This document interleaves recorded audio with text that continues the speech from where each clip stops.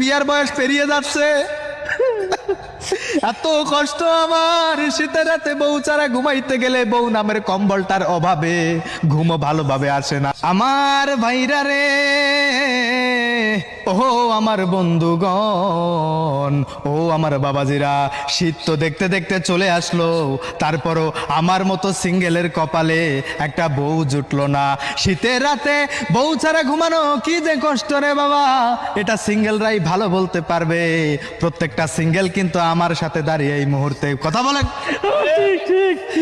শীতের রাতে ঘুমাইতে গেলে পা পাথরের মতো ঠান্ডা হয়ে যায়, এক পা যখন আরেক পায়ের সাথে স্যাঁত কইরা লাগা ওঠে তখনই মনে হয় যে আমারও একটা বউয়ের প্রয়োজন আছে। বাবা মারে এত কইরা বুঝায় কই, ও মা ও বাবা, আমাকে কি তোমাদের চোখে পড়ে না?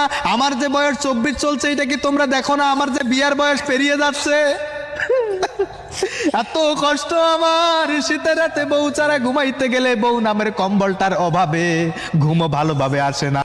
তারা কি বোঝে না? কারণ তারাও তো অল্প বয়সে বিয়ে করেছে। মা বারবার ডেকে বলে, ও বাবা, তোমার বাবাকে যখন আমি বিয়ে করেছি তখন আমার বয়স ছিল 15, তোমার বাপের ছিল 13, তাহলে আমার যে 24 চলে তোমরা কি এটা চোখে দেখো না?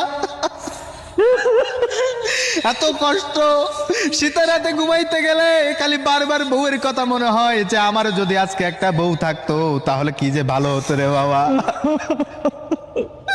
তারপরে আরো একটা কথা হচ্ছে, এই যে বাবা মা যে বিশাল বৈষম্য করে রেখেছে, এখন তার জন্য আমরা কি করতে পারি? কি করতে পারি?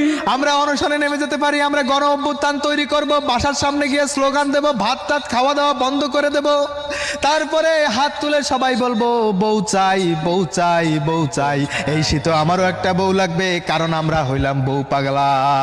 জিও পাগলা।